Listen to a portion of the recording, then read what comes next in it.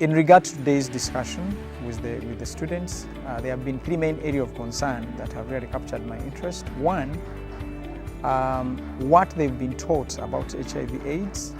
Number two, child protection. And then number three was the aspect of what? Entertainment. I got to learn and discover that I need to know about my rights. That's about child protection. That was maybe question 2. Actually, I've never been in a quiz before. As today, they've set the tables and I was like, what's going on? So when I went to the table, I learned to be confident because I didn't know what they were going to discuss about. When they brought out the questions, the first point is about HIV/AIDS. I was like, this thing of HIV and AIDS, they're the same thing. As you know, they stroke it. And every time the teachers don't elaborate more, and we thought it's the same thing. But I'm very grateful that there are different things, and I've learned that.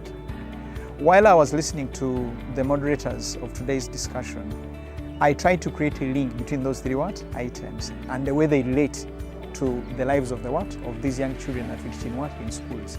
One is that they ought to know that HIV is still available, and therefore they have to take good care of their lives. Number two, while they're interested in issues like music and entertainment, which was another aspect they dealt with, they ought to be very cautious because the way they relate with music is one of those key areas I thought that exposes them to the danger of Of HIV/AIDS. And any other thing was to empower them on what do they do to ensure that they can overcome the risks of exposing themselves to To HIV. And I'm very glad for this occasion, which has taught us many things, such as AIDS, entertainment, sports, and so many others. It has counseled us as we young children at school, youth age, because we do many things. We do abuse teachers, we do put on as the way which is not good, but we've been taught. I'm so grateful that we have had this event from Crane. It has really impacted on our learners because some of the things we talked about, especially HIV/AIDS, are so important in their daily life. I could see that, like, the very gospel artist my auntie always talks about, like, listen to music too. I wish anytime I can be like him. Actually, in our schools, they don't encourage music because they don't examine it. And we are so reluctant if it comes to the world of music. And today when they asked me about it, I never knew anything about it. But I got to know about that, and I'm so grateful. And I will go and share with the outside world, which didn't come here.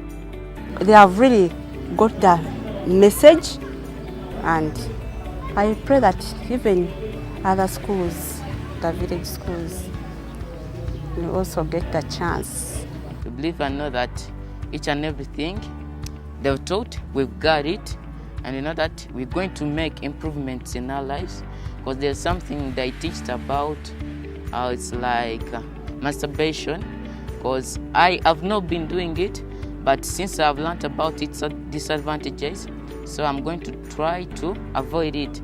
For the years I've spent in Wakiso district, I think this is the 4th year, I've never seen this. It has never happened. It is only left to the teachers, which is something once in a while implemented in the teaching and learning process.